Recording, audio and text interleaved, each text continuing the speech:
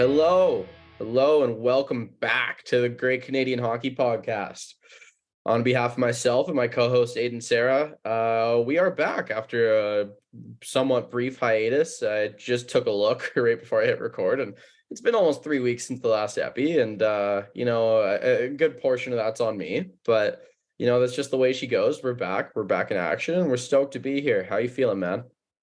Don't take all the blame. I did post that update from Banff from the top of the mountain wearing my new Islanders jersey saying the podcast was postponed that 1 week. That was on me. I wasn't doing it in Banff. I was enjoying my vacation. But yeah, the rest of it I guess is on you. But yeah, I we're mean, here do you now. like how I saw you post that and then I was like, kick my feet up. I didn't even talk to you about it. I was just like, all right, another day off work. Here we are. So it's been, yeah, we were talking about this off air. The regular season wasn't over the last time we recorded. We are now halfway through the first round. So we'll do a quick little, at the very least, like player recognition of the regular season, because there's no point in going through the standings right now. Um, but again, and this is one of those things that we definitely should have written down. But I am curious because about halfway through the year, we like talked about how many 100-point and 50 goal scorers there were going to be. So there were a lot of guys on pace for it. James, without looking, and you might have already looked, how many 100-point players do you think there were in the regular season this year? Unless you know. You know. Well, I just looked and I Oh, know. yeah. You It's guess. 11, dude. It's 11. Yeah. Yeah. That's crazy. Absolutely nuts. Well, Just and mental. And the it whole last week or so of this regular season was just like, oh, there's another one. Oh, here we go. Here's yeah. another one. Well, and it's also the fact that we have a 100-point defenseman and it's 32-year-old Eric Carlson. By the way, I finished second in my hockey pool this year. Won myself a nice little chunk of change. My buddy Jack won it. 2 picks won it for him. He got first overall, so we got that McDavid money, 153 points. But with his last pick of the draft, he scooped up Eric Carlson. Oh, 101-point Eric Carlson, which really it was the defense because I think I had a better forward core than him overall, but it was his defense that carried him over me, and he ended up winning by a decent chunk by the end of it. Eric Carlson was a keeper player on one of the worst teams in our fantasy league. Shout out my buddy Joe. He stays grinding. His name in the league is on the come up because he's eternally on the come up. And yeah, he kept Eric Carlson and then he traded him halfway through the season to our buddy Quentin, who lives in the Bay Area, for Jesper Bratt. Interesting. Interesting. Yeah, it was a keeper move going forward to get Hey, you know young. what? I don't even hate that. I don't hate that at all. No, me neither. And then he traded me Jesper Bratt for Mark Scheifele. That's interesting. Yeah, it is. Yeah. Because our league relies a lot on special teams points, and Scheifele just had a ridiculous amount of even strength goals. He never gets in on the power play. Which is weird because he's kind of that perfect bumper player, you know, Oh, he is. when you think about him, like, yeah, right in that middle spot in that umbrella. But yeah, that's it was a crazy season. Speaking of fantasy, I ended up coming fourth in my pool. No, I came fifth. I Oh, came fifth, James. and now that's my worst showing ever, which is brutal. That is But brutal.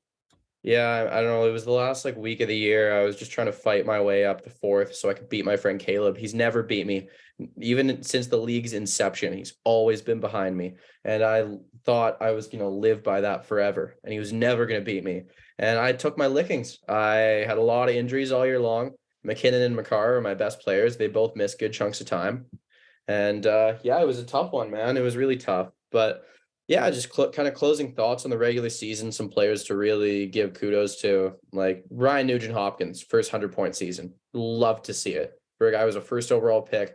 Nobody ever really thought he lived up to expectations. Here he is. What a showing. What do you have to say about that? I really, really thought, yeah, like you said, it came out of nowhere a little bit. Um and not like I don't devalue power play points because like, you're scoring, it doesn't matter. But 53 power play points is a huge number and it's good for him, right? Because he's finding a way to produce. But if you're, we're talking fantasy, if you're picking players at the top of your fantasy leagues Edmonton had a historic power play. Not that they don't have the personnel to do it again. It's more just the law of percentages. Don't bet on this again from Nugent Hopkins. That being said, Connor McDavid had 71 power play points. He added 75 even strength points for 153. So don't, don't quite, you know, don't discount the fact that this Oilers team could produce this much again next year, but it's for Nugent Hopkins. I think this is a career year, right? I think that should go without saying too, that this is going to be the peak of him. But we got to talk about some guys that I don't think this is their peak. First of all, Jason Robertson, 46 goals, 109 points in 82 games. I think he can grow from here. I think this guy's a 50 goal scorer. That's what I'm saying. Maybe not 110 points, but I think he can hit 50. Down the list a little bit, Elias Pettersson, maybe not more than 102 points, but I think this guy's got 40, 45 goals in him. He didn't hit 40 this year, hit 39. So I think this guy has 40 goals in him. And Mikko Rantanen, 55 goals, 105 points.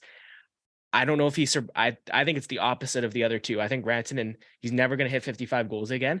But if he plays a full season with McKinnon and Landeskog, he could be around that 40 to 50 goal mark and get 60, 70 assists, something like that. Yeah, very true. The Abs fan in me was about to be like, "You shut your mouth," but especially because like tonight in Colorado's 3-2 overtime loss, we're coming at you from Monday night. Rantanen was God mode. His 2 goals were just like, "Oh, I'll just do it myself." His shot is so slick and so deceptive. So like, I think 50 goals is possibly in the cards for him again. I'm not going to rule it out. I think like he's got like a solid chance of hitting that again, but that is a lot of points, a lot.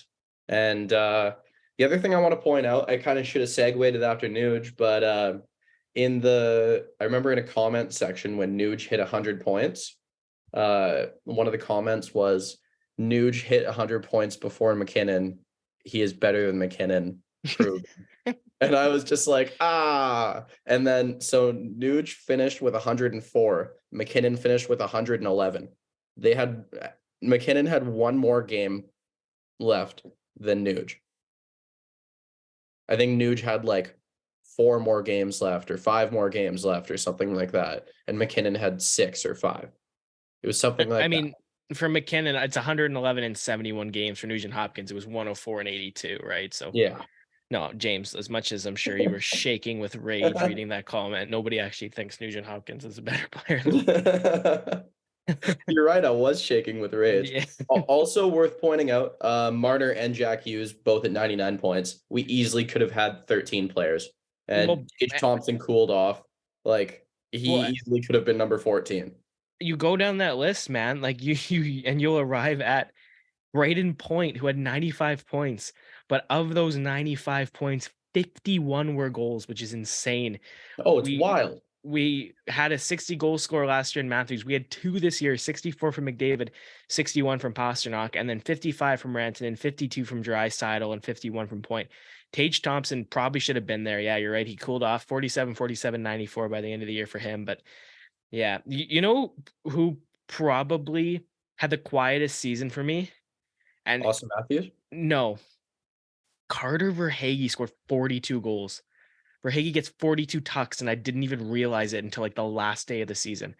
Like but he also jumped from like 27 to 40 in the span of like a month. That's what it seemed like. That's kind of what I mean. Is like when did that? Like I knew Timo Meier was up near 40. I knew McCann hit 40, right? Like obviously I was watching Kuzmenko and Pettersson, and like Adrian Kempe had 41 goals. I kind of saw something like that coming, a big offensively productive season. Scheifele 42, it's a good season. He's always kind of hovering around those 30s. But Verhaeghe was the guy that like came out of nowhere to me, like at the end of the year. Like I didn't check in at all to the fact that he was that close. And then at the end of the season, I look and he's got 42 tucks. Like what? Oh yeah, it was absolutely wild. And there were a bunch of guys like that. Like that was one of the things for Braden Point with me. It was like, oh, all of a sudden he's at 44 and there's a good amount of games left. Yeah. It was just like, oh, okay, I guess this is happening. Okay, before we move on from here, are there any players, other than I already said Matthews, that you thought were going to have an insane year and you saw these guys putting up numbers and you're shocked that they weren't there? Anything off the top of your head? Honestly, James, and I'm sorry. Like We're gonna talk about the Leafs later on. Like, to me, this is Austin Matthews. I think a solid two-way player that is gonna score between 40 and 50, get between 85 and 95 points. Like, this is him. I think 60 goals in a Hart Trophy is going to be the anomaly in his career. I don't see him getting back to 60. Like, he might win another Hart Trophy because he will play for Toronto, so that will automatically get him times 3 on whatever votes he would have got if he was playing in a Can you smaller put a market. disclaimer on here that you're a full-time, like you work a full-time job as a Leafs hater though? I don't know, man, because honestly, Like you hate this team with every fiber of your being. You celebrate them losing. definitely. But I also really, really appreciate how good some of their players are. Like, you'll never hear me say a bad thing about Mitch Marner, right? You're not going to hear me say a bad thing about William Nylander, especially on this episode. Nylander, I thought, was one of their best players this year. Definitely one of their most consistent players. You're right that I like to see the team fail. But in terms of their guys, like, I'm huge on Marner, I'm huge on Tavares, huge on Nylander, Riley, always loved Muzzin, right? Like, if you go down that list, there's a lot of guys I'm really high on. It's just Matthews really isn't one of them for me. And partially it is because, to me, like, that was, 60 goals, that's great. But that Hart Trophy last year, really, I was like, he was maybe 4 on my list. Shesterkin, Kaprizov, McDavid. I think I had 1, 2, 3 in those power rankings. So maybe that's part of it for me, is just looking at him like, wow, this That's a hot guy's. take. Yeah. Well, I mean, to me, MVP is, where would your team be without you? Yeah, I Right. agree. Yeah. The voting criteria is that it's the player who is most valuable to their team. Yeah. And so, to Someone me, tried telling me that that Draisaitl should be nominated, and I just thought that he's no, not even the most valuable player on his own team. no, yeah, dry set, no. This year I'm for not me, saying he's not a top 5 player in the world. He's just not yeah, the most valuable player on his team. yeah, and this year for me, I think that's why, like, to me, David Pastrnak is an absolute slam dunk top 2 for me this year, because Oh if you look at yeah. that team, McAvoy, Marchand, and Bergeron all missed pretty significant time, and they were also, all 3 of them, not as productive as they have been in the past, right? So for me, it's Pastrnak that's Who's your set top that 3? bar.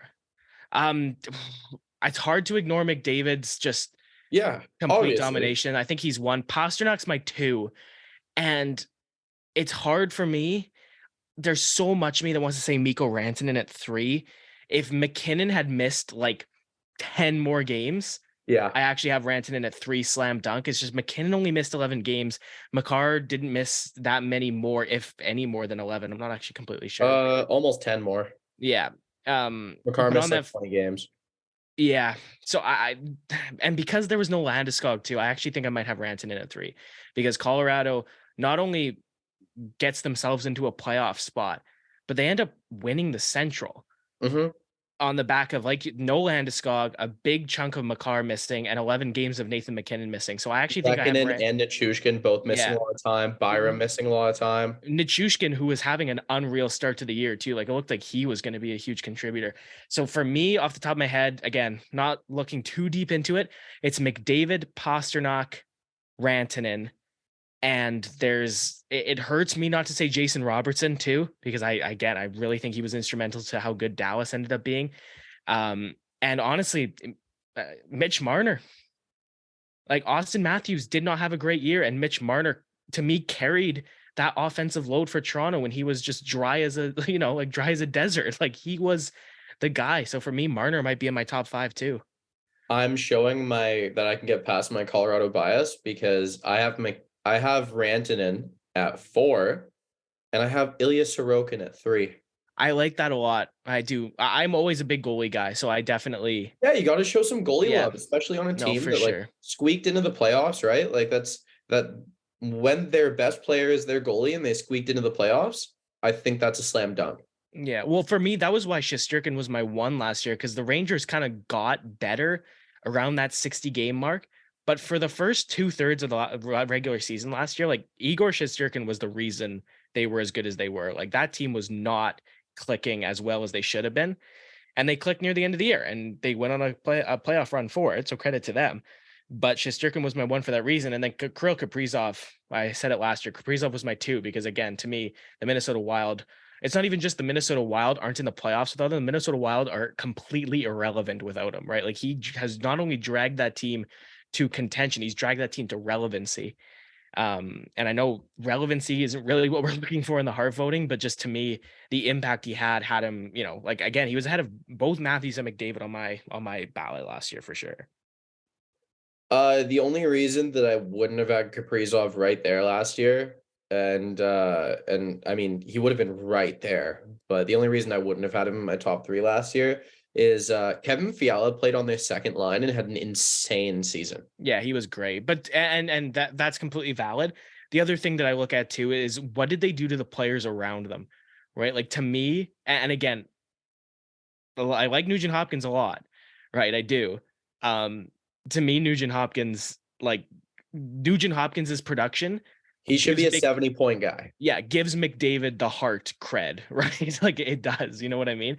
So and maybe not as much with Draisaitl because he's in his own right a great player, and not that Nugent Hopkins isn't, but yeah, you're right. Like McDavid's Hart credit is helped by Nugent Hopkins's point production, without a doubt to me.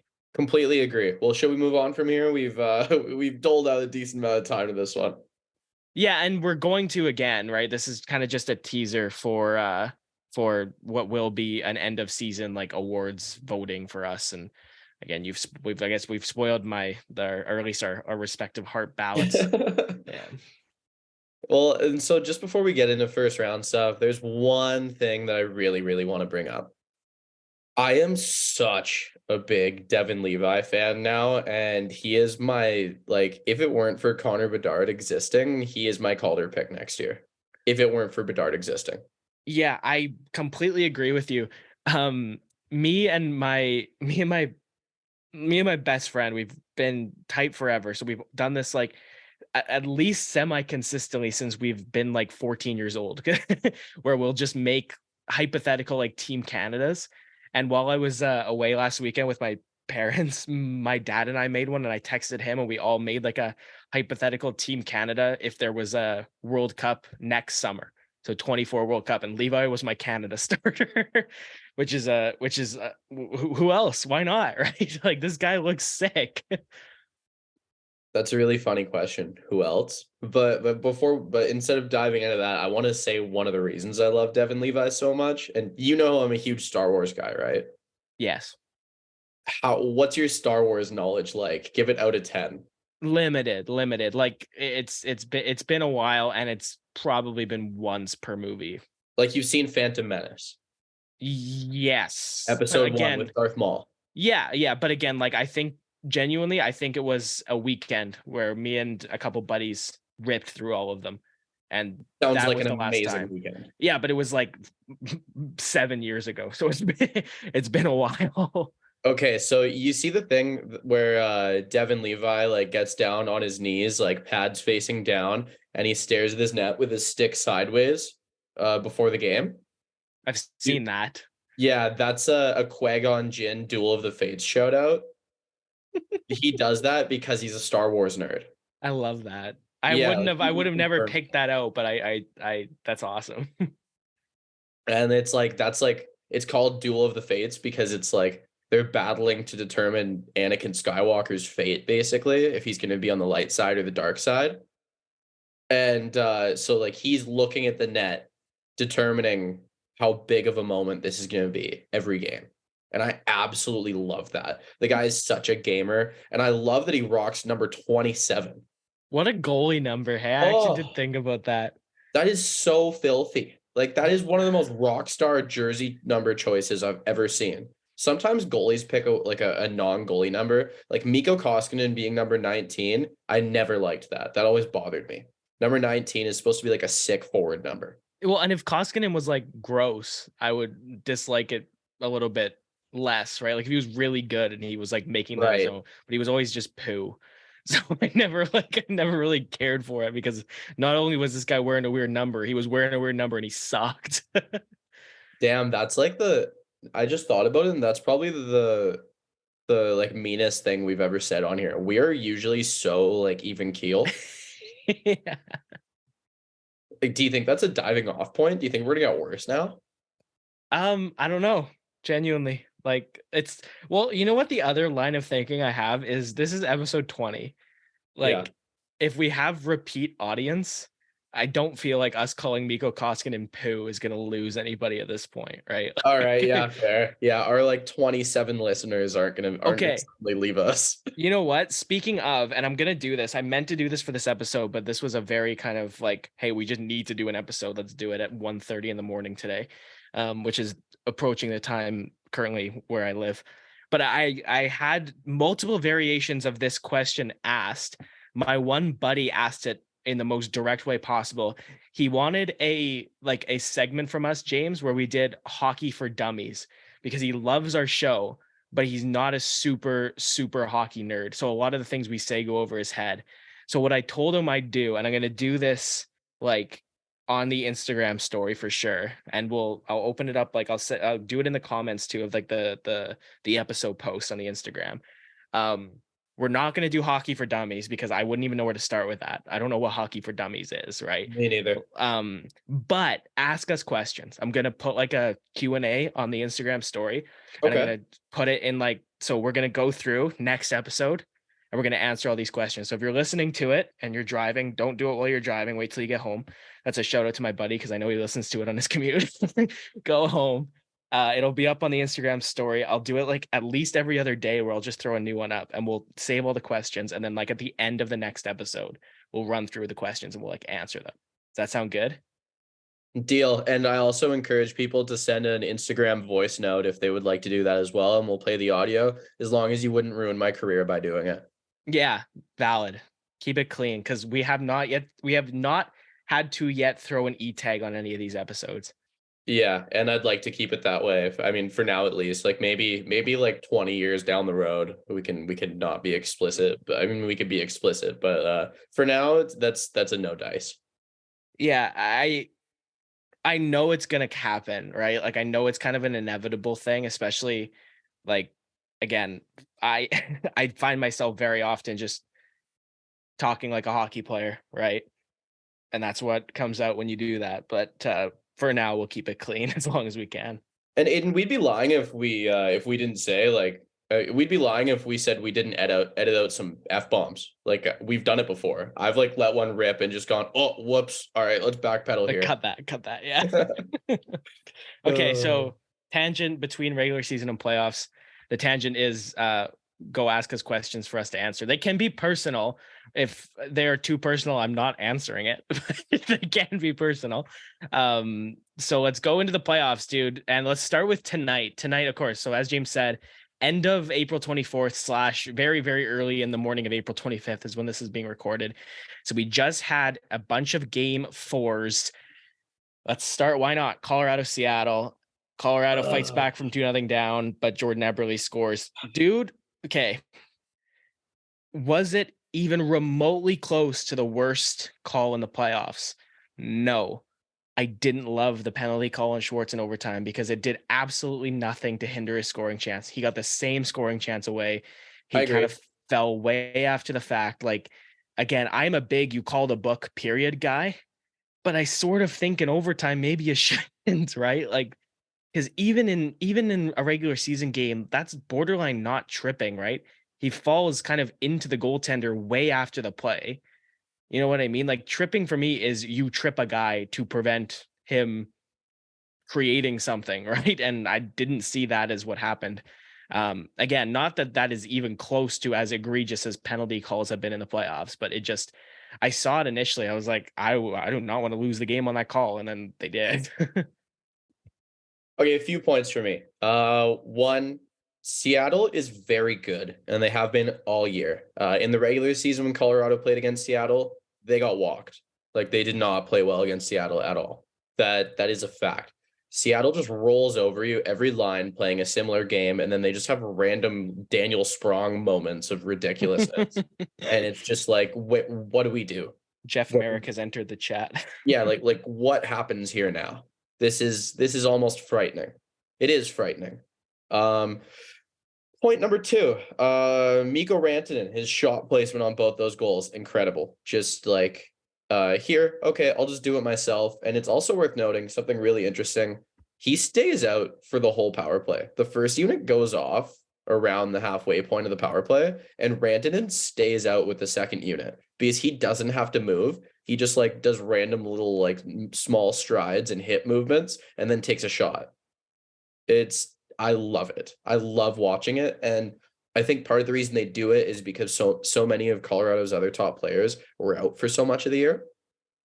No, And I've they're actually so used to playing with all those guys.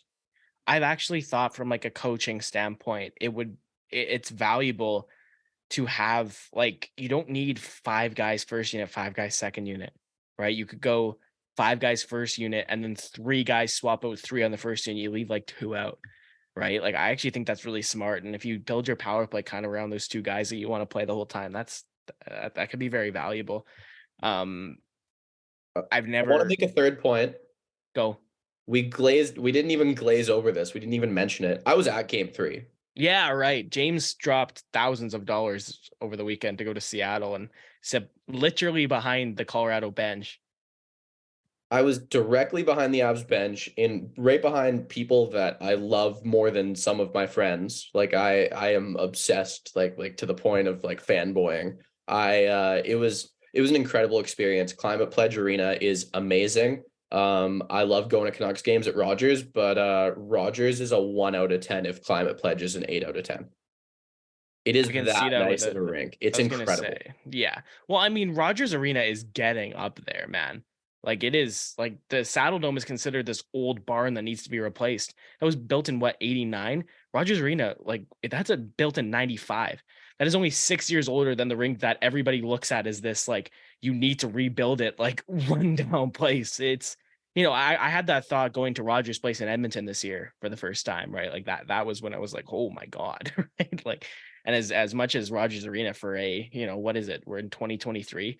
It's approaching a 30-year-old building. It's solid for that, but it's definitely, yeah, I can totally see how the Climate Pledge Arena, as new as it is, can really. Well, Rogers is a big circle. It's a circle with a couple levels, or Yeah. maybe I don't know, a hexagon or something. Like Yeah, it's it's a circle. It's an oval. Best way to yeah, describe it. yeah. It's an oval with that just has a couple levels to it. Yeah. When you go to Climate Pledge, it's a gigantic open concept room, and then there's a rink in the middle of it. Yeah, I think, you know what I've always kind of thought, James, is they built Rogers Arena in Vancouver on like a spot of land that was just big enough to fit Rogers Arena, Yeah. right? Like you get that sense when you're there, Oh right? yeah. That like you are in there like sardines. And you know what? When you're gonna build it right in the middle of the downtown core, that's probably going to happen, right? And then you get the benefit of walking distance for the people that live downtown, and the fact that it's a SkyTrain station right across. You get to walk there, right? Like you have the problem that the Ottawa Senators like have, which is they're too far out of the city of Ottawa. Vancouver is completely the opposite, except for the fact that now you put your rink in exactly a rink-sized spot of land, right? Oh, 100%. But yeah, circling back to what we were talking about, what I noticed at that game being at ice level is that game was dead serious on both sides. Colorado ends up winning 6-4, but I remember the Avs went up 3-1. Seattle scored the first goal in every game so far. And Colorado ends up going up 3-1. And next thing I know, Seattle's tied it. It's like 30 in a span of like a minute and a half, couple minutes, maybe 5 minutes. It was very fast. All of a sudden, Seattle's tied it. Colorado ends up winning 6-4, but this Kraken team does not go away. They will not ever disappear. And I was talking to one of my buddies. He said pesky Sens. He says he says watching it's like the pesky Sens era. And I totally see it. This team just will not leave you alone. There's a bunch of John Gabriel Pajot type players that just swarm you.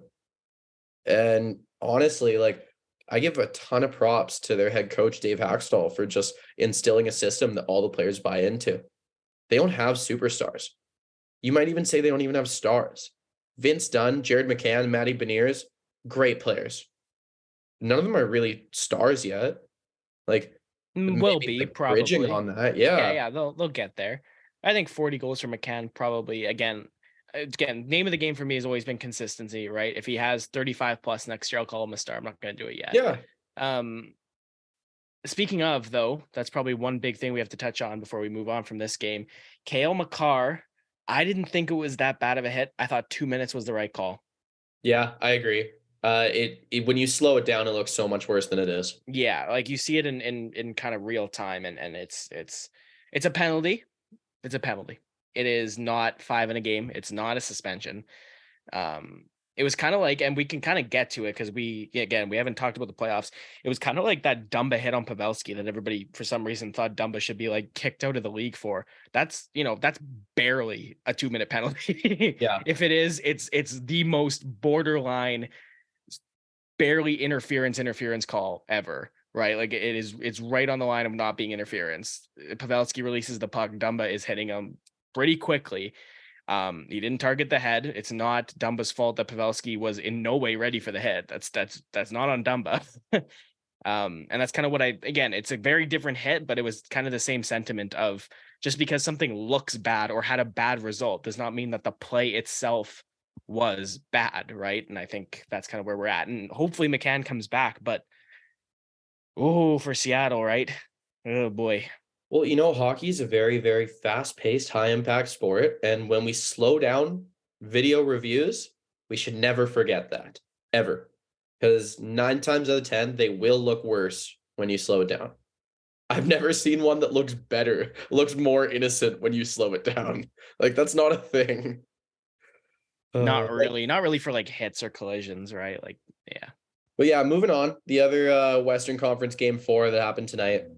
Vegas Golden Knights beat the Winnipeg Jets 4-2, go up 3-1 in the series. I honestly will talk about our brackets later, but I thought Winnipeg has played really well this whole series. Even when the score hasn't looked great, I thought they've played a really solid game. But I think Vegas just has them outclassed here. Like, I think they're just a better team. You know what, James? After Game 3, when Josh Morrissey wasn't coming back, it was Vegas. That's a nightmare. That's it. That's it. To me, that was the nail in the coffin. Like, even if Winnipeg had gone up 2-1 in that game and they lose Morrissey, I still think game over. Because again, when Winnipeg needed a goal today, I love Neil Pionk. He's a great defenseman, but then he was out there with Nate Schmidt. Yeah. Like, oh boy. Yeah. Right? Like, so again, I think that's kind of your perfect encapsulation of they're in trouble when that's happening. And the fact that he's not coming back, like, again, it could be 2-2 right now. And I would say the same thing, that this series is over, but it's 3-1 Vegas. And, Winnipeg will have to go into Vegas, get a win. I would be shocked if we see a Game 7 here. What's been the highlight of this highlight of this series for me so far? Watching Jack Eichel score his first career playoff goal. He's played pretty well. He has played pretty well. He hasn't blown me off the page, but he's played pretty damn well. It's very solid. Yeah. Yeah. Mark Stone coming back from his second back surgery in a calendar year to love hockey more than anything on this planet. Have you seen his goal celebrations? He looks so jacked. I've always liked Stone a lot. And yeah. What a leader. What a guy. Coming into playoffs, they're playing their 4th string goalie. Or is that 5th? Thompson, Quick, Hill. Yeah, him. Yeah, he's Laurent Brossoit, 4th string goalie. Yeah, I wouldn't say Adin Hill above him unequivocally. Like, Brossoit has been a backup for a few years, right? Like, it's not quite. He's not as 4th string as 4th stringers go. No. He's an NHL backup goalie. Yeah, he's their 4th most valuable goaltender. Yeah, he should be very heavily outclassed in this goalie matchup. And again, he hasn't been. And we'll get to the other series too. But again, if we're gonna go through our brackets, and let's just get through these games and then we'll go to our brackets. But in my brackets, I really leaned on goaltending as a big thing in these series. And again, this would be the Vegas, Winnipeg, New York, Carolina, and Tampa Bay, Toronto were the 3 where I was like, that's going to be the difference. And I've been wrong. I'm 0 for 3 in those 3 in terms of my picks being the difference. Speaking of one of them, Toronto, flips the script, I think is the best way to put it. Like, Toronto does to Tampa what has been done to Toronto so comedically for so long. The "it was 4-1" meme is just like the most awesome material ever for Leafs fans right now. It was 4-1, and I watched. So I think the only game I didn't watch any of today was Jersey Rangers. I watched Tampa Toronto start to finish. Toronto looked terrible through 40 minutes. Looks so bad. Hmm. And there was the same thing in game 3. I watched the entirety of game 3. They did not look good either. Um, I mean, Tampa, they didn't look great, but then like you saw the shots that were going in for them, like that Sergachev goal. That was just a perfectly placed shot. Like none of their players were out of position. It looked like a harmless play, but then Sergachev just which one fired a today? laser. Yeah, Yeah, I mean, to me, and I guess Nikita Kucherov has it in a shooting position. You can't really yeah, blame Samsonov, but it was that back angle shot, like the back angle camera shot, where Sergachev has time to collect and release the puck before Samsonov has even started to push off. That it's like, all right, move. yeah. Um, maybe think about doing that, but And it Alex works. Killorn was playing sick. Yeah, he played his best game of the series by far. Yeah. He's played best game, arguably, that I've seen him play in a long time. But you know what, man, and kudos to Matthews. He got 2 big goals, but even going back to game 3 for Toronto, I think I said it on the podcast that if anything was going to win them a series, it was going to be that trade. Nola Chari has had a couple big goals in the playoffs, including one today. And Ryan O'Reilly tied the game up for Toronto in game 3. And it's back to that trade. You're right that I'm not a Leafs fan, but I love a lot of their players, and Nola Chari and Ryan O'Reilly are 2 of their players that I am very high on. And look at them go, right? And Morgan Riley too. Morgan Riley scored in overtime in game 3, and he scores to tie the game today. Morgan Riley to me has always been a guy where I've watched him in the playoffs for Toronto and I've thought this guy has another gear, right? This guy could be an impact. He could be an X factor. He could be a difference maker. And every year he plays in the playoffs and he's solid. He's fine, but he's not what he could be. And it again, like, look at him go, right? Like, and you know what? Yeah, there were 2 kind of seeing eye shots from the line, but at the end of the day, he's doing what his team needs him to do. And yeah, good for Riley, right? Because I've always liked him as a player. Always thought he just had another level to get to. And if this is the kind of emergence of Morgan Riley as that another level of player, that'd be good. Random question out of the blue here because Kerfoot scored the overtime winner, and Toronto acquired Kerfoot along with Tyson Barrie years ago for Kadri. Kadri was instrumental in Colorado's Cup win. If Kerfoot has a great rest of the playoffs, scores a couple big goals, is the trade even down the road? If Toronto wins the cup, yes. If they don't win the cup, no. Correct. Like, I say the yeah, same thing. yeah. I mean, that's my we've had this conversation though. That's my attitude with everything, right? Tampa Bay could have given up, like, we talked about what they gave up that 1 year for Coleman and Barclay Goudreau and how much it It's was always at the worth time. it. It's worth it if you win the cup. Like, you can give up 30 years of your future to win a Stanley Cup, because like Yeah. look at some teams, right? Look at the Canucks. Canucks have a 50 what? We're at 53-year history, haven't won the Stanley Cup. Same with the Okay. Buffalo Sabres. Same Yep. day. Yeah. So honestly, yeah, give up as much as you want. As long as you get 1 ring, it's worth it. And so for Toronto, as much as, yeah, that Kadri trade in retrospect, Kadri's won a cup. He was an awesome player last year. Kerfoot scores a big goal. If Kerfoot continues to contribute to Toronto winning a Stanley Cup, then that trade is perfect on both sides. Why the hell not? Well, and think about it with St. Louis, Buffalo, Tage Thompson, Ryan O'Reilly. Those 2 players were traded for each other. Those 2 players ended up being the main pieces.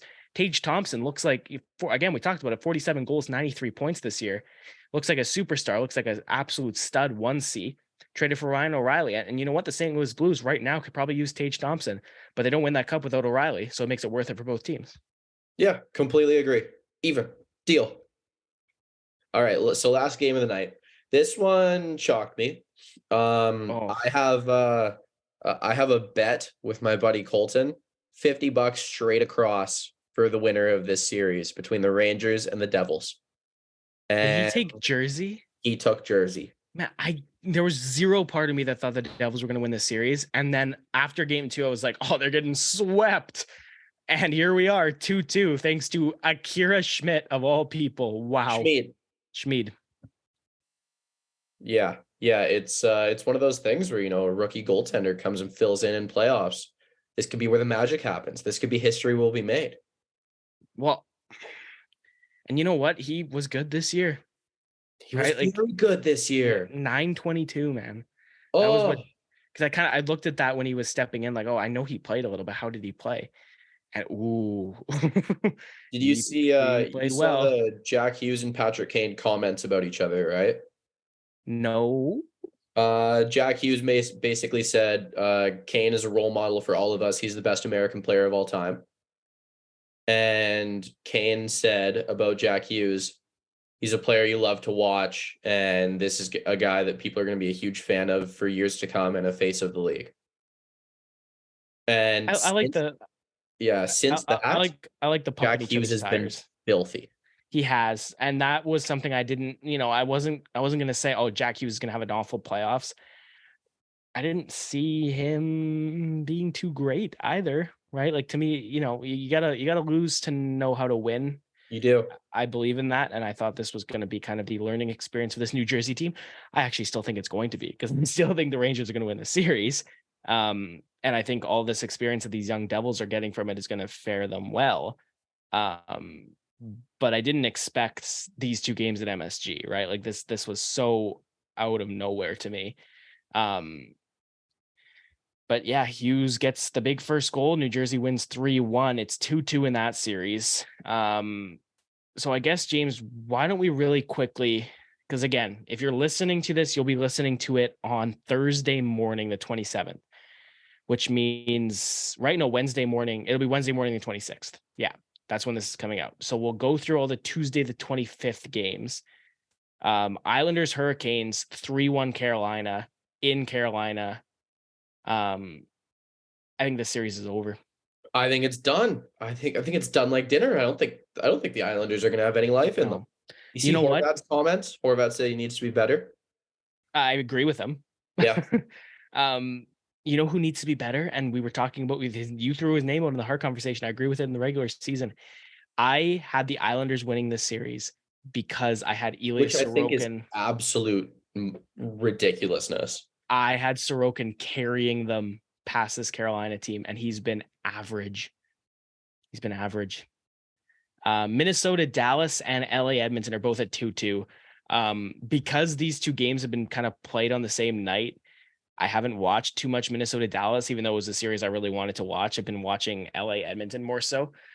Me too. Zach Hyman with the biggest goal of his career by far. If that series goes 3-1 LA, Edmonton's not coming back. But yeah, 2-2, all of a sudden it's game on. The Oilers have home ice from here. Yeah, home ice hasn't meant much this playoffs. It hasn't. Do you want to run through the brackets now? Yeah, you didn't say what you thought about what's going to happen in the Dallas Minnesota game. Well, and it's hard to say for these game fives, right? Like, it's a lot easier when it's like, oh, this series is either over or it's not, right? Like, I winning a game 5 to make it 3-2 is subjective. But to me, Minnesota Dallas has been the goaltending battle that I've kind of wanted to see in some other series that I haven't seen. But yeah, wow, Philip Gustafson. Speaking of trades, hey, talk about a fleecing. Oh, I feel so bad for Ottawa.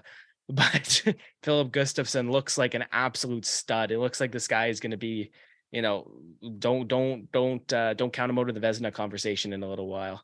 But does Ottawa need him because they have Mads Sjogard? Well, we'll see. Time will tell. I like Mads Sjogard. Do you? I impartial. Just because he has a cool line through the O in his name for the accent. I do like that. I like the double A always. Yeah, too. Yeah, that one's cool. Korpisalo, man. I thought it was Skinner that was going to be the guy in this series, but Korpisalo's been the guy, and he's really taken LA here. Yeah. I mean, that's another game. I mean, we're not going to go over every single game we've missed, but Kings were up 3-0 in that last game. Didn't end like that. 5-4 OT win for the Oilers. Like, come on, man. It's not even close to done yet. All right, but yeah, we'll go into our brackets. Aiden, do you have the brackets up? Yes. All right. Well, do you want to run through yours first? Well, I'll go series and then let's go what we both had. Okay. Okay. And like quick line of rationale for why we picked it. And again, why this is either happening or not happening basically in this point, right? Deal. Okay. Colorado, Seattle. We both had Colorado in 6. I stand by that. I think I still stand by that too. Colorado has a home game. As good as Philip Grubauer's been, he hasn't, to me, really like outplayed Georgiev. I think they've been just as good as each other. I think he has. That's valid. I love Georgiev though. I love his flexibility. You know what I always admire in goalies, man? Like to me, if I'm a scout, right? I've watched so much freaking hockey, like that I even subconsciously when like other junior teams are coming in or when I was working AAA last year and I'd see teams come in. If I ever saw a goalie give up on a play, if I'm a scout, it's a line through his name just like that. That's Mhm. what I love about Georgiev. It doesn't matter where that puck is. Doesn't matter where he is. He is not giving up on the play till the whistle goes. And I admire the hell out of that. So I've always been a big fan of his for that reason. For me, there's an X factor in this series that could make it go either way. Did you see the Valdon news? No, was that like now? That was that was yesterday. Okay, what was that? I believe it was yesterday, might have even been the day before. So he's uh he left Seattle before game 4. He I was seen with a security team leaving the hotel and going to the airport. Interesting. Yeah, I don't Weird. want to jump to conclusions and I won't, but you're probably thinking the same thing I'm thinking because of where he's born. Yeah, interesting. Well, I noticed he wasn't playing today, Yeah, and and I that's a didn't. massive hole. And I honestly, without him, and the fact that we have no Landeskog, and the fact that Makar is almost quite obviously playing injured, Yeah, he seems like it. um, I Valnichushkin not being there is what could win the Seattle the series. Well, and the other thing too, though, is McCann, right? We don't know where he's gonna go. We don't know if he's gonna come back. Seattle's Like, players all play the same game. I think we're gonna miss Nichushkin more than they're gonna miss McCann. I think in the absence of Landeskog, Yeah, yes, yeah, I don't disagree with that. Um, Nichushkins are probably one of our two best penalty killing forwards too. oh for sure, man. Tim and Comfort. I I was so high on him in that draft, 2013. I thought the Everyone was. Canucks, yeah, when Vancouver had 9, I wasn't upset with Horvat, but I was like, ooh. And then he sucked. And then he went to Russia, he came back and he was a different guy. It wasn't just that he was better, he was a different player. And he's still that player that had returned and yeah. Yeah, they're gonna miss him. Next in the West, I just want to say I hope he's okay and I hope he's safe. I care about that above me caring about Colorado winning the series. I just hope he's all right and there's no danger to him or his family. yeah, and unfortunately, yeah, it's hopefully there's news too, right? So you can it can kind of just be like mind at ease about it. Yeah, Um, I just don't want speculation about him. Imagine if there's yeah, barely anything wrong and it's just the internet speculating and he has to see all that. That's terrible. yeah, I don't disagree with that. Next line down, we both had the Stars in the second round too. I had them in 5, you had them in 6. It's already 2-2, so my 5 is gone. I almost put them in 7. I think they're going to win the series in 7 now after watching the first 4 games of it. I would have them Dallas in 7. Um, I think it goes Dallas, Minnesota, Dallas. Makes Uh, sense. What do we got up next? Vegas, Winnipeg. You and I had different opinions on how this would go. You had Vegas in 5, which looks like the most likely outcome at this point. I had Winnipeg in 7. This was one of these series that I looked at Laurent Brossoit against Connor Hellebuck, and I said, yeah, Winnipeg. And not that Hellebuck's been bad, not that Brossoit has been amazing. It's just not been as much of a factor as I thought it was going to be. Yeah, kudos to guys like Eichel, Mark Stone. I think Mark Stone coming back from injury. Like I knew he was coming back from injury. He hasn't missed a beat, man. He's been awesome. Um, Again, I always forget how good William Karlsson is until I watch him play a little bit too. Like he's a very effective two-way center. Um, yeah, and yeah, it's 3-1 Vegas. I don't think Winnipeg's winning the series. I don't think it's 5. I think Winnipeg can pull it a win. I think it's 6 or 7 for the Knights. Me neither, but I also want to note that on my BC Ferries trip to the island, I was all over the map this past weekend. I went to Vancouver Island and then came back to Vancouver and then went to Seattle because I was going to stay on the island for the weekend if I wasn't going to Seattle. And then luckily my friend Pierce stepped up and came with me. But yeah, on my way over to the island, I was sitting on the ferry with a gentleman and his son who were from Winnipeg and they were passionate Jets fans and he was one of the most kind, genuine old dudes. And If people from Manitoba are all like that, I hope for him and his son's sake that Winnipeg comes back and gives them a series. I want to see it. I want to see that series go deep. I care more about that than my prediction. If I had my way, every series would go to game 7 overtime. I respect that. Yeah, I had Jets in 7. It's not It's happening. possible. It's possible. Not likely, but it's possible. So here's a series that you and I both had going to 7 games. We just had different winners. I had Oilers in 7. You had Kings in 7. And through 4 games, if I had to bet again, I would bet on LA. Korpisalo has just so heavily outplayed Skinner. And now we're going to Jack Campbell. And Jack Campbell could be really good, or he could be awful. And there's no real way to know which one of those 2 versions of Jack Campbell you're going to get, but it's generally going to be one or the other. One thing that I think is really interesting is Jack Campbell played in the AHL for LA's minor league team. I wonder how many of these players that are on the Kings right now, because they have a younger team and a lot of guys who graduated through the minors, I wonder how many of them were on that team with him. I wouldn't think that it's very many, just because it was like 6 years ago, 5 years ago, something like that. But I think that's an interesting thought, how many of these players know him, how many of these players have been through it with him in a pivotal moment in his career where he was coming back to being an NHL player. I think Kempe would be the only one off the top of my head. Oh, so the most dangerous one to shoot on him? Yes. Yeah, Oh, obviously. so that's great for him. Yeah. I'm just trying to think when that would line up, because there were years where he was like half with LA, right? Yeah. I think, yeah. So Doughty and Kopitar played with him too then.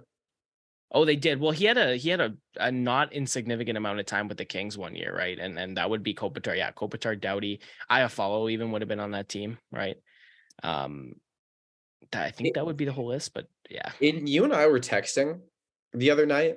It was, I believe it was Thursday night when I was in my buddy's car on the way to Port Alberni from Nanaimo, and you said something that has resonated through me, and I completely agreed with it. You said I'm legitimately high on 14 of LA's forwards. Yeah. And I think the exact same thing. They Yeah, have like such insane forward depth. mhm. And Well, and Kevin again, Fiala's back? Like, mhm. oh God. Well, and they have a good mix, and it's not like they have this like, again, like Fiala and Kempe and Kopitar, you can put those guys in that star category, but it's not like they have, there's no McDavid, right? There's no top 20 forward on that team, right? LA doesn't have any of the top 20 forwards in the league, except maybe Fiala's on like that cusp, right? And Adrian Kempe I like a lot too. But yeah, like you look through that forward core, like I was in my head like running through them, and yeah, like LA, and LA's defense is solid too. And again, the last piece of the puzzle was Jonas Korpisalo. So if the Kings beat the Oilers, and we're gonna go through the bracket some more, if LA beats Edmonton, I think they're in the final. And that's my bold take. It Yeah. is a bold take. I think they can beat Vegas. Yeah, I think they can beat Vegas, and I think they can beat again. Colorado would have to get healthy to comfortably beat LA in the West Final. Like they would have, like, again, I know Landeskog coming back, but you would need a Nichushkin, Lehkonen, healthy Makar, McKinnon, Rantanen to beat that Kings team in that West Final, and I don't know if that's happening, right?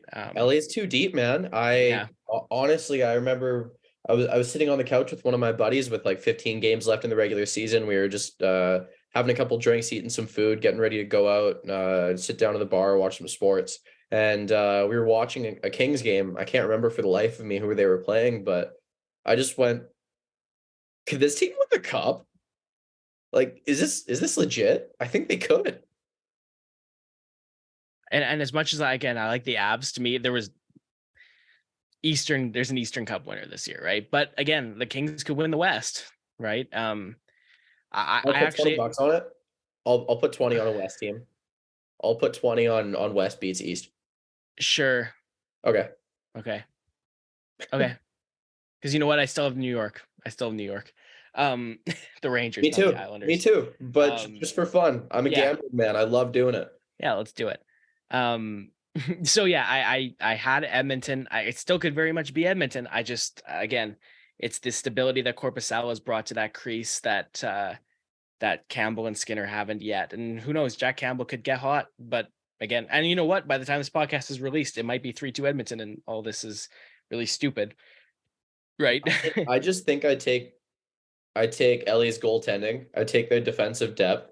I take their forward core, but the Oilers have McDavid and Draisaitl. So Oh, and by the way, like, can we just really appreciate that, like, Leon Draisaitl needs to be considered in that like tier of players that elevates like that tier of playoff gods, basically. Like yeah, he this is like now the what third, maybe fourth playoffs that we've seen him, at least third playoffs we've seen him like completely just be like a mutant version of himself in the playoffs. Like McDavid's good, but he's was he not. have 9 points in 4 games? I think he's been on the ice for every single Oiler goal in these playoffs, James. He's at least close. I think they have I've a couple watched bench this goals. I've watched this whole series. I can't think of one that he hasn't been. But again, like regardless, yeah, he's been unreal. And yeah, like again, if Edmonton's going to win the series, it's going to be on the back of him and McDavid. You want to go to the East? On to the East, my friend. It feels like we're missing someone, and it's because I'm so used to St. Louis being in playoffs, but like I know they weren't even close. But it's just Yeah. to me, that's just wild not seeing the Blues in playoffs. They've been such a stable presence for so much of my life. Yeah, it's valid. Well, and there's no Pittsburgh or Washington on this side this year either. No, that's gonna be so Yeah. gross. Ugh. So right now Boston's up 3-1, which means you're gonna be right when your Boston in 5 prediction. And I am wrong in my Boston in 4 prediction, but we both have the Bruins moving on quite handily. Nothing against the Florida Panthers. It's just again stability in net. Like Linus Ullmark's been unreal all year. He's probably going to win the Vezina. And Alex Lyons started the playoffs. He lost the spot to Bobrovsky. They've both been shaky. Kudos to the Panthers for winning 1 game, but I don't think they I win think 2. they put up a good fight.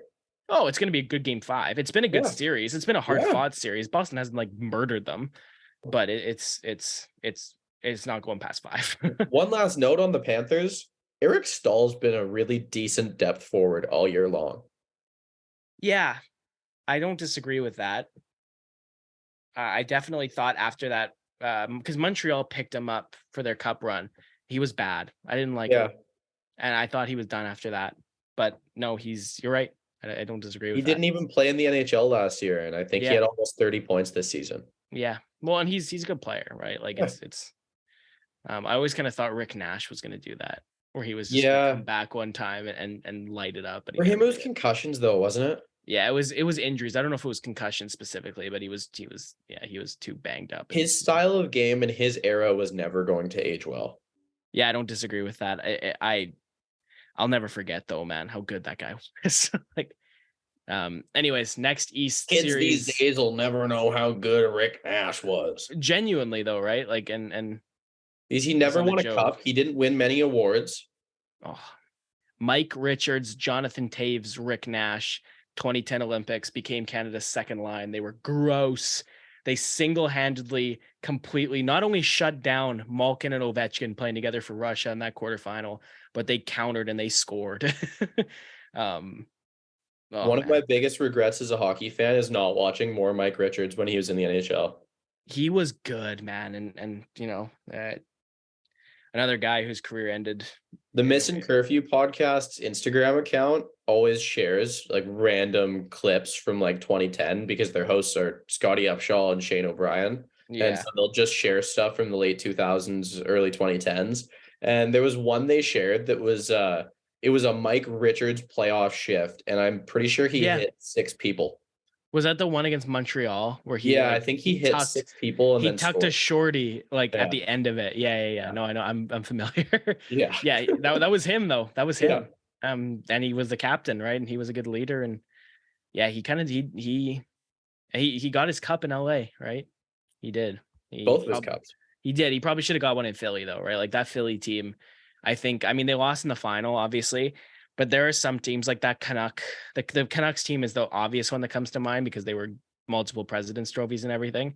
But I think other than Vancouver, Philadelphia, like that Jeff Carter, Mike Richards, Philadelphia team is probably my like most deserved to win a cup and just never got there. It was Philly in the East and San Jose in the West. The two Yeah, the teams that were Sharks so definitely. good and just never Yeah. were able to do it. Yeah, and they both won final each, right? Pretty strikingly similar. Mhm. Anyways, Toronto, Tampa, we both had it going 7. I had Tampa in 7, you had Toronto in 7, and well, it's 3-1 Toronto, just like it was against Montreal in 2021. I'll never forget that. And if this series doesn't go Tampa's way, I will sure as hell be watching those highlights just to make myself feel better. Yeah, this could be 3-1 Tampa. It arguably shouldn't be 3-1 Toronto, right? Like the Leafs deserve to lose game 1, they lost. The Leafs deserve to win game 2, they won. But from there, like I think the Tampa Bay Lightning in this series, they lost this series as much as Toronto will have won it if this series ends up being won by the Leafs at this point, right? They had both games 3 and 4 in the palms of their hand, and they lost it to Toronto. And the other thing too, man, and this was again, this was another one of my series because there was 3 big ones where I was like, the goaltending is going to win it. It was Winnipeg Vegas, which I was wrong about. It was this one, which I am going to be wrong about. Apparently, it's 3-1 Toronto right now, so we'll see again. Could be Tampa in 7 still. It would be a very Toronto thing for that to be the outcome of this. But if Toronto ends up winning the series, I will have definitely been wrong about, because to me, I was looking at Vasilevsky Samsonov. I was like, there's no question of who I'm picking. And James, correct me if I'm wrong, Andre Vasilevsky has not been very good.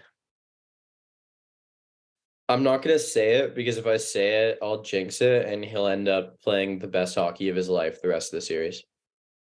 Yeah, potentially, and that could happen no matter what because it's Vasilevsky, right? But yeah, yeah. I have a buddy. I have a few. I have a couple friends who are Leafs fans. I was talking to one of them before the playoffs started, and he was like, "Dude, don't you just think that like if they win one round, they're gonna win the cup?" And I was like, "I totally agree with that in premise. Like that's what happened to Washington and Colorado, right? They get over that one hump and they win the cup." But I Yeah, said to him, except "I'm for like, Washington and Colorado is the second round. yeah, well, and what I said to him was like, I agree with that in premise. Like you get over the hump, you go all the way." I was like, but buddy, it's Boston, New York, and Colorado as the next 3 rounds. Do you see them winning those 4 rounds in a row? And he was like, no. um yeah, and yeah, so Vasilevsky's, because again, like Toronto, they have home ice advantage. They had a better season than Tampa. They finished off the season way stronger than Tampa. A lot of the signs did point to them being the favorite in this series, but to me, it was like in the playoffs, playoff Vasilevsky over Samsonov. That's what I'm taking. And here we are, 3-1 Toronto, and Vasilevsky has been, I'm not going to say it's his fault, but he's definitely not won Tampa Bay anything. Yeah, on the Toronto side of things, I think Ryan O'Reilly has been one of the most valuable players, and I absolutely love to see that. The guy is an absolute gamer, and when he got traded to Toronto, his numbers were not good. It was like 19 points in 40 games, I believe, maybe 18 points in 40 games. And correct me if I'm wrong, but I think he was close to a point per game in his regular season games with Toronto. And and then in playoffs, he's just been unbelievable. He's been great. He's done his job and then some.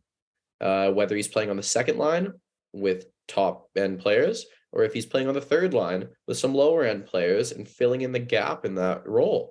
He's just been so good. He's able to be plugged and played wherever he's needed. I really like Jake McCabe too. I thought Jake McCabe's really solid. Yeah, he's had his bad moments, but he's had his great moments too. Yeah, he's been pretty hot and cold. But the one thing that I was going to say, and I have to give Toronto all the credit in the world for this. What they've done this year that they've never been able to do. This is the best 4-line Maple Leafs team that they've ever been able to put together by far.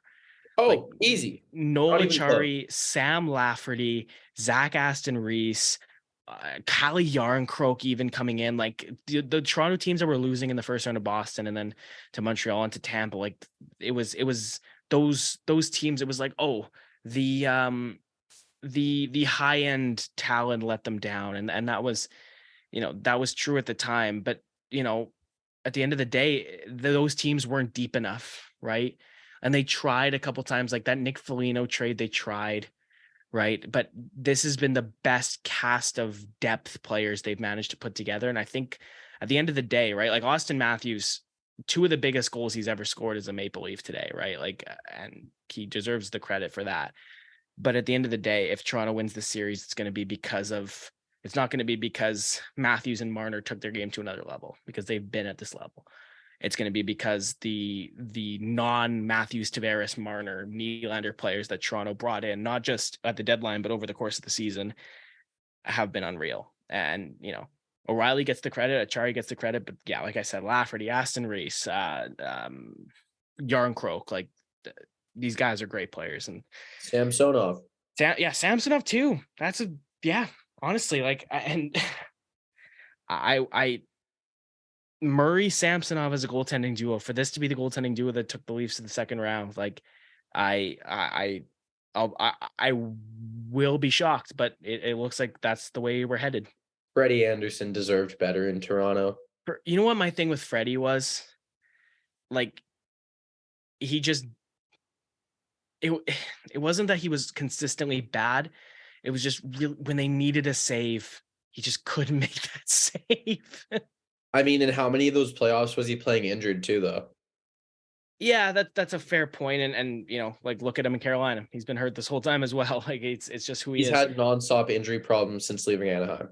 Yeah, he has. Oh wait, he had them in Anaheim too. He did. No, he did. I think that was part of the reason. John Gibson came in for playoffs. Yeah. Speaking of Carolina, speaking of Freddie Anderson, Freddie's not playing, and the Hurricanes are up 3-1. You had Carolina in 6. I had the Islanders in 6. It was another series for me, James. Ilya Sorokin was going to carry New York. And as we're talking about Vasilevsky, okay? We're talking about Vasilevsky being below average. I'm watching and again, I haven't watched too much of the series, so I don't know how he's been playing, aside from the highlights, really. But I'm watching some of these goals that are going in on Sorokin, and I'm thinking like, oh no. Yeah, I see what you mean. Honestly, I think Carolina is just too mobile of a team. The Islanders were never going to have a chance. I didn't really ever see it. Like, I don't care if Sorokin outplays them. Their blue line is ridiculous. It's insane. They have some of the best offensive and some of the best defensive D-men in the league. Just for fun. Yeah. Like, isn't Brady Shea on their third pair? Yeah, I know he's not a top 3 guy. It's either Brady Shea or Shane Gostisbehere that's playing with you're right. Brett Pesce. It's one of the two of them. Yeah. No, and then either one of those having on your third pair and second power play unit, like, that's ridiculous. Yeah. Well, and Brady Shea is underrated as hell. He's a very solid defenseman, yeah. And for me, for Carolina, what it really was Svechnikov and Pacioretty's absence. I didn't see them making that up, but Necas and Aho have done a good Seth Jarvis. Job. Jarvis, well, he had a big goal last game and big goal line clearance a couple games ago. Yeah, and you know what? At the end of the day, maybe I'm stupid for still counting them out, but I still don't think they're making the third round with this team, with how banged up they are and how not healthy they are. Yeah, fair. I think they're going to need big performances out of guys like Jarvis and Teravainen if they're going to get far. Like, that's going to be needed. They're going to have like, Teravainen's got to shake out of this funk. Like, he's got to get really good again. That has to be a thing. On top of that, like, Jarvis he's already showed in his career that he can plug and play in the top 6 where needed, not be an X factor, but be a factor to contribute and let the other good players on the line do their thing and go in and work hard. So that's a really big thing. I never really doubt Rod Brind'Amour as a coach because he gets those guys fired up, and I love that. On top of that, I think if they're going to go deep, Aho has to play the best hockey of his career. That's a fact. I think they're also really motivated when they have a guy like Brent Burns in one of the last couple of years of his career playing incredible hockey and filling in as needed. Like, when Svechnikov went down, Brent Burns just started piling up points for them on the power play. He just started filling it in for them as much as he could. And that's a guy who's playing inspired. He loved it in San Jose. He loved being on that team, and that team was very successful for part of the time that he was there. And, he gets to Carolina with a really motivated group and a really tight locker room and an incredibly motivational coach and different conference, different life, different city. The guy looks ready to rock, and I love to see that. So I'm not going to count the Carolina Hurricanes out in the second round against the Rangers or the Devils. I will not do that. Well, and that's our last one. New York, New Jersey. We both had the Rangers going through. You had them in 6. I had them in 7. Schmid as your X factor. Kira Schmid. It's your X factor right now because Vanacek wasn't doing too hot, but here we go. He's been really good all year. He's been statistically their best goalie. Yeah. I don't even know what to say. I don't know what's going on with him. I wonder if he just walked into the Rangers' firepower and he couldn't do it. MSG is a rocking building. Yeah, no, it is. Well, and I still think this is New York series, despite the fact they've lost a 2-0 lead. But this could go any way. Could you imagine being the starting goaltender and you walk into MSG for game 1 and all of the lights come on and you hear "out here in the fields" and then the whole rink just starts buzzing? Like, that's one of the sickest traditions with a song to start playoffs that I've ever heard of. The Rangers just rock Bob O'Reilly to start it. That's unreal. I love that. That's on my hockey bucket list. There's 3 things on my hockey bucket list. See an important playoff game in Colorado. Nice. See game 1 of playoffs for the Rangers. Cool. See game 1 of playoffs for Montreal when the kid skates to the middle of the ice and lights the torch. Cool. Those are the 3 things on there. That's what I care about.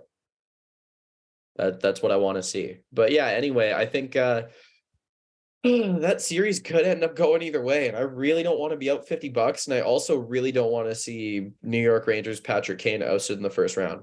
I think this isn't the Devils' time to win a cup, and I think they're going to be back regardless. I think the Rangers, with this core that they've assembled of guys that they've brought in, like in the past 12 months, they've added Trocheck, Tarasenko, Kane. That is so fun. That's awesome. That is excitement. If I was a Rangers fan, I would just be jumping for joy. I hate that expression, jumping for joy. I'd be over the moon. I'd be stoked. But yeah, it's I still have faith in the Rangers. I think the Devils just showed them they can play.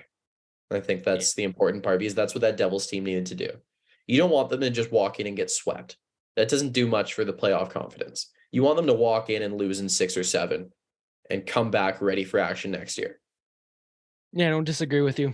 So do you want to go like second round, third round final, or do you want to kind of skip ahead? Because we can like give our own second round predictions if we actually get our crap together to like do a podcast in between the first and the second round. I think that's I think we can just whip through them right now. Okay. All of them? Yeah. Okay, so we both had Colorado, Dallas in the Central final, ostensibly. We both had Colorado beating Dallas. We had vastly different Pacific finals. You had Vegas beating LA. I had Edmonton beating Winnipeg. And then in the West final, we both had Colorado. You had Colorado beating Vegas. I had Edmonton beating Colorado. So are you going to stand by the Colorado Avalanche as your West finalist? If Nichushkin can come back healthy. Okay. And if Makar can play healthy. Okay. And there's so many what ifs. Yeah. So obviously with that one I picked with my heart, right? And I picked I'm looking at the guys they're lining up against, and McKinnon is a playoff motivated absolute menace. And I didn't even mention that I got to see McKinnon score 2 playoff goals. One of them on a 4-on-4 break. But yeah, anyway, I think I can still stand by that, but I also think that if LA gets past Edmonton, they can get past Vegas. Yeah, I'm again, it's maybe partially like goaltending for me, right? And it's maybe just not buying into Brossoit. I don't I think Vegas at this point is going to beat Winnipeg. They're up 3-1, but I don't think they win the second round against either Edmonton or LA. Oh, I should also mention Laurent Brossoit is from my hometown of Port Alberni. I went to high school with his cousin. I didn't know that. Yeah. How did I not know that, dude? Yeah, random thing. Yeah. I've only met him once, and it was at Pemberton Music Festival, and my friend Jesse recognized him because he was also a goalie. Nice. Yeah. I have a picture on my phone of 18-year-old me standing next to Laurent Brossoit at Pemberton Music Festival. That's really all I got. Okay, East second rounds. We both had the Bruins. I had Tampa, you had Toronto. I had Boston beating Tampa. You had Toronto beating Boston. Indeed, I do. Are you standing by that? Yes, because I think I've always thought that the President's Trophy is a jinx, and I've only been proven wrong 3 times in my life. One of them I have zero recollection of because I was yet to gain consciousness. And Detroit did it, Chicago did it. The President's Trophy does not usually get you there. What are you gonna do? Go lose in the finals? President's Trophy means nothing to me. All it is a curse. And maybe I'll be proven wrong, but I'm a very superstitious guy. I think if Boston doesn't lose in the second round, they'll lose in the third round. If they don't lose in the third round, they're losing in the finals. Boston is not winning the cup. I think Toronto is. If Toronto beats Boston, they're winning the cup. Again, like I want to. I can get behind that premise of like a team getting over the hump and then going all the way. It's just like I don't have anybody beating the Rangers. Like we both, by the way, just skipping ahead, spoiler alert, James and I both actually had the Rangers winning the cup in our brackets. Like I have Patrick Kane hoisting the cup at home in MSG. Yeah, I still stand by that. I think New York wins the cup. And so again, to me, like no matter who it is in that East final, I think the Rangers beat them if it's Boston, Tampa, or Toronto. I just think that I think the Rangers would beat the Bruins. I think if Toronto had just gotten past Boston, if they're relatively healthy and they just slayed the demons, all of those guys are going to be playing at 150%. When Colorado got past St. Louis, past the second round, those guys were winning the cup. It didn't matter who they were playing. They went up against McDavid and Draisaitl, who were about to put up 70 points in 25 games if they went to the finals. It was absolutely ridiculous. You look at when Washington beat Pittsburgh, went to the third round, Evgeny Kuznetsov is all of a sudden one of the best centers in the world. Yeah, no, again, I'm not refuting the get over the hump and go all the way. It's how good the Rangers are. And you know what? Funny enough, you had Toronto beating Boston, you had the Rangers beating Carolina, but then in your bracket, you had the Rangers beating the Leafs.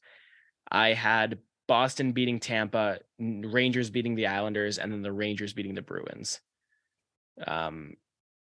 Which set up our finals. You had Colorado, New York. I had Edmonton, New York. I had the Rangers winning. You had the Rangers winning, and I will stand by that. I don't know who's going to be the West finalist, but I think the New York Rangers come out of the East and they win the cup. Yeah, I think the same thing too. But I can't rule out the Toronto thing, and I can't rule out a random Cinderella run out of the West. What if Jake Ottinger and Jason Robertson, Joe Pavelski comes back? Like Dallas could win the cup. I've never ruled out Dallas. I know we've talked about them almost not at all. Like every time we come up to that series, we breeze by it. And I think that's because both of us have barely watched it. I haven't watched enough of it. Yeah. I've watched. By the way, okay, I haven't watched. Yeah, you're right. Okay, so neither of us have watched this series, but I just wonder, like, do you have any logical conclusion as to why Philip Gustafson, Minnesota wins game one? That game I did watch. I watched most of that game because I was me and my dad were just sitting with multiple screens on in that hotel room watching the games together when I was in Banff with him. Gustafson was a god in game one, man. He was unreal. Why Fleury in game two? That's just a mind-baffling coaching decision to take out the guy that like single-handedly won you game one and has been like a god this year. Philip Gustafson's been unreal this year. In what world do you take him out for anybody? It doesn't matter who it is. Why would you take him out for game 2? It doesn't matter who it is. It could be it could be anybody. Why? I don't understand. And you know what? If Minnesota loses the series, I almost hope it's in 7 because you almost deserve to lose a playoff series because of something that stupid, honestly. Like, wow. Yeah, I mean, Fleury led in 7. You can't argue with that. The guy's a legend, but that was not his game. But you're right. But and you know what? If Philip Gustafson had struggled in game 1, I might have agreed with you. Even like if he had barely won the game. But man, he had a 931 this year, James. I also want to note that Minnesota was only behind by 1. Like it was 4-3 in the second, and then Fleury let in the next 3 goals. Yeah. That's tough. That's really tough. That's just really unfortunate, and not really how you want to see. Like, what if Fleury retires and that's his last game he ever played? He let in 7 in a game he shouldn't have started. Yeah. I don't That's just not a great note to go out on a lock Hall of Fame career. Like the guy's a first ballot Hall of Famer. I'll give you that. Yeah. Like Fleury has been in the NHL your entire life. I mean, the entire time I would have watched hockey for sure. What year are you born? 2002? Yeah. Okay, he was drafted in 03. You hadn't Yeah. even gained consciousness yet, and Fleury was already No. scoring pucks. Yeah. Yeah. You still couldn't figure out object permanence or how to tie a shoe or how to eat with a spoon. And Fleury had already made a save in the NHL. Well, I mean, if that's the bar, then um um all right. So we're through our brackets. We both had the Rangers winning the cup. We're both standing by it. We'll go through our amended second round picks once the second rounds are set. Still, I would like to again reiterate that if you're listening to this, even DM us. Yeah, James is right. You can DM us voice memos, DM us questions on Instagram to the podcast account, and we'll answer them. But for now, we're gonna move on to Junior. We got a WHL, James. Like again, I'm living in Red Deer, and speaking of Red Deer, man, like we're recording this the night of March 24th. Game 7 between the Red Deer Rebels and the Saskatoon Blades in the second round is the night of Tuesday, April 25th. Red Deer was up 3 buzz. Red Deer was up 3 buzz, and we are in game 7 now. Saskatoon's won 3 straight games. And now here's the thing, right? I am of the opinion that this series is just for the privilege of being absolutely spanked in the third round by the Winnipeg Ice. So keep that in mind. But man, this Red Deer team looked like they had this in the palm of their hand, and they've let it slip away. So we'll see if the Rebels can close out the Blades.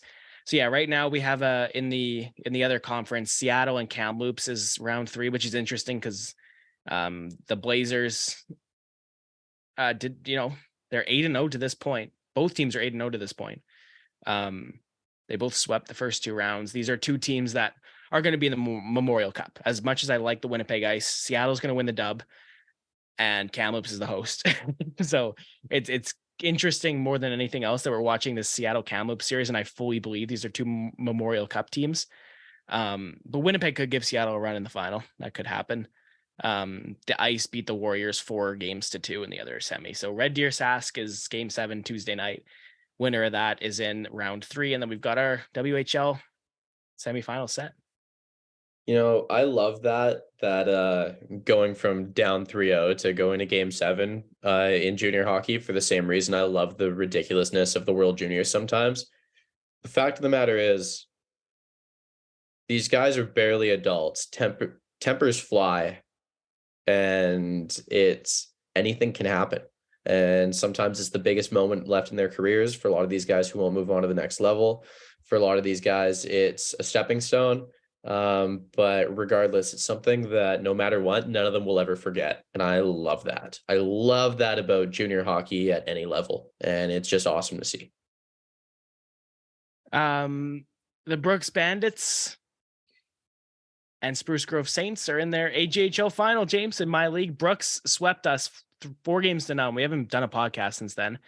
It was 4 pretty tight fought games between the two teams. And I think if Blackfalds is healthy, it's not a 4-game series, but Brooks, Brooks for sure in that series, like they really took Blackfalds seriously and they did not take a shift off. And you could see that the quality of their players really just shined all the way through. Credit to the Bandits. It was a good series, but they, in the end, prevailed. Spruce Grove has given them a tough start. It's 1-1 through 2 games. Both these teams are quality, and I think both these teams would be deserving winners, I think. Yeah, fair. I've been paying a little bit of attention in the BCHL. The Surrey Eagles, who I formerly worked for / with, they're playing in Game 7 tomorrow against my hometown Alberni Valley Bulldogs. So that's kind of cool. I kind of want to pay attention to that. Former broadcast partners and friends, Joey Pitt and Lucas Celli, I saw that they were hanging out in Port Alberni for those games. And I was like, nice. They're in my hometown. Love to see it. Yeah, the Alberni Valley Multiplex and Weyerhaeuser Arena gets pretty bumping. The Port Alberni gets very, very heavy into their junior hockey. Like there's a lot of season ticket holders. Lots of people who just love going and seeing them play. So I'm not surprised that barn was shaken, and I'm not surprised that this series is going to 7, and it's probably gonna be pretty fun.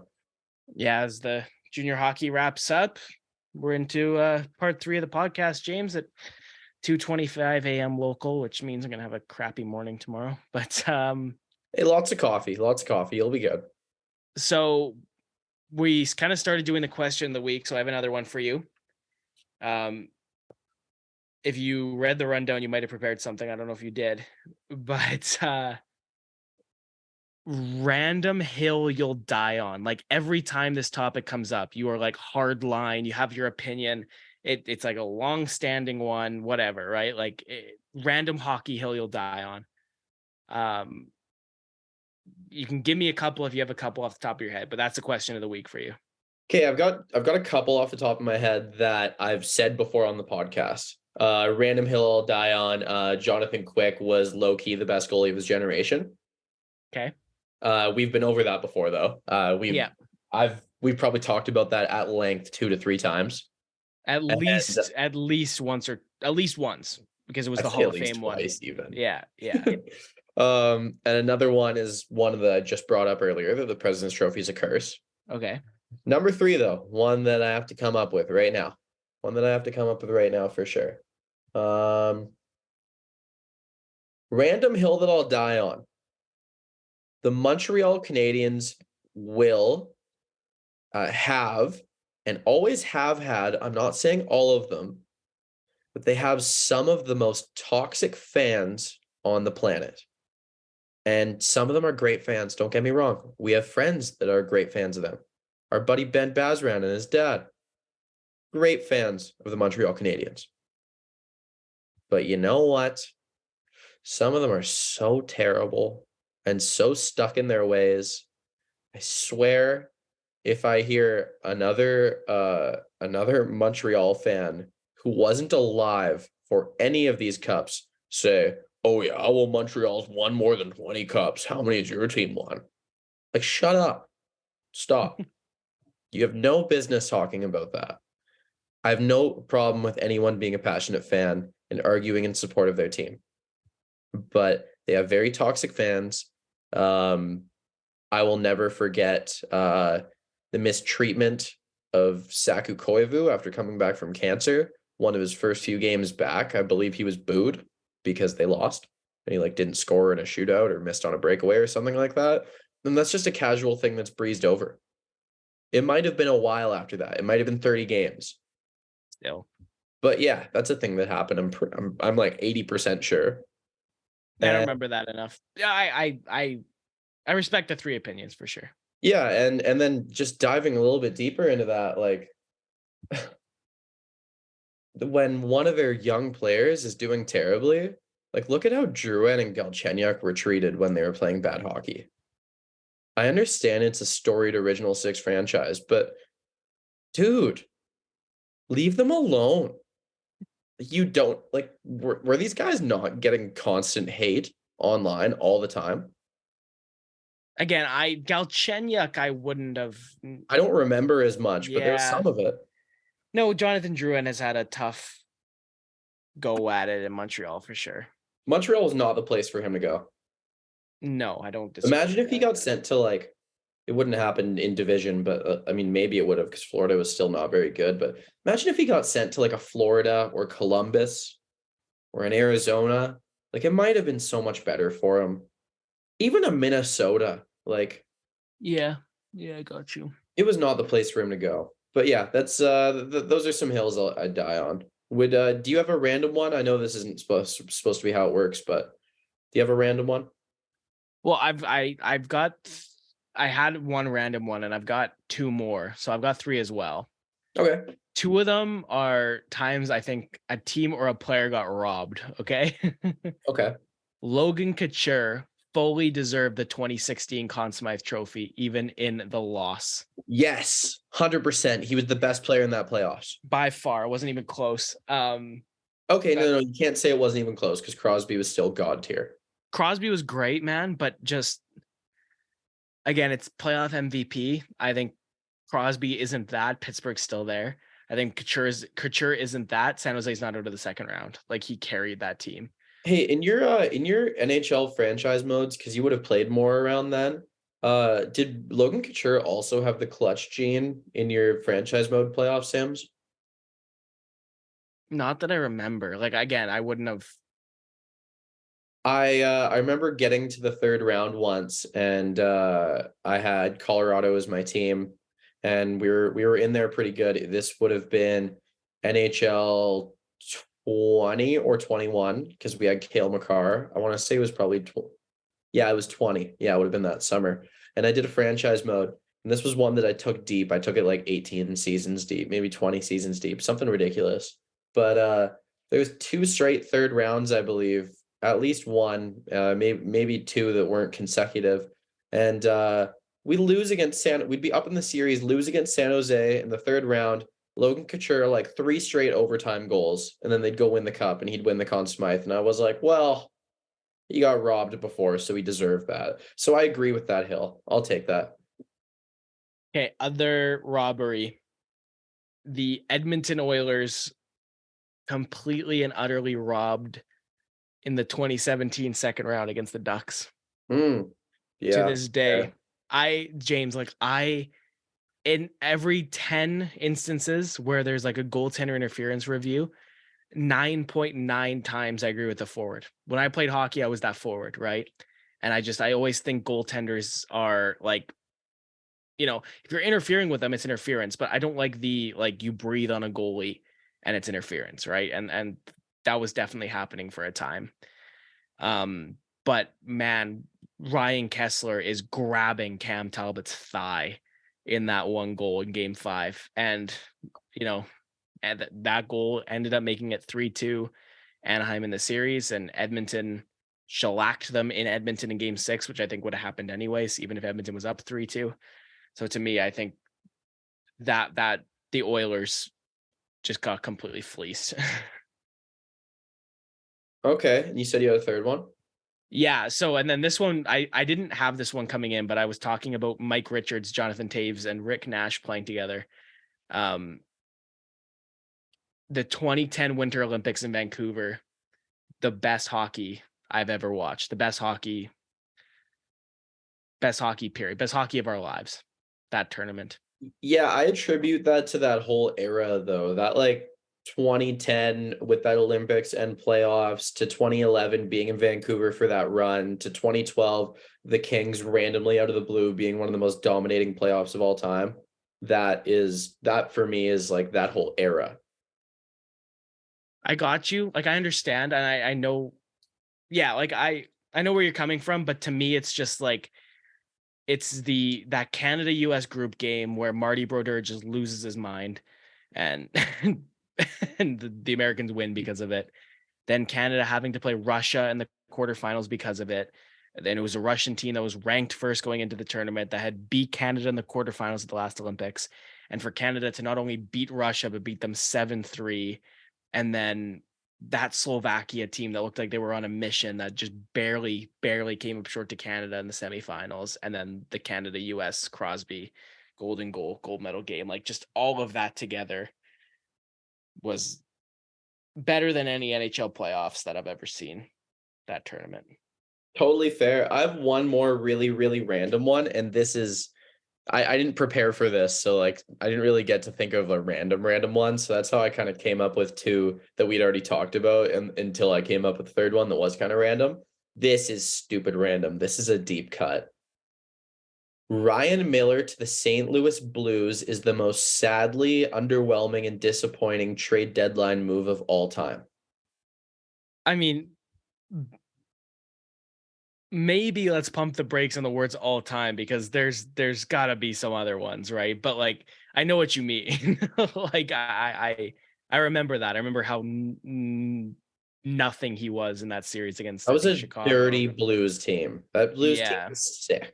Yeah. You had entering his prime Alex Pietrangelo. Kevin Shattenkirk was filthy. David Backes was one of the more underrated players in the league. TJ Oshie was explosive. You had a lot of really fun players. Tarasenko prime, like, or entering his prime rather. Like, that trade did absolutely nothing for them. In fact, it might even have made them worse somehow. That's it. That's all I got. But that's my random one. That's my deep cut. I need a deep cut every episode. Okay. Well, do your thing, because it's trivia time. All right. Wait, it's you doing trivia for me, is it not?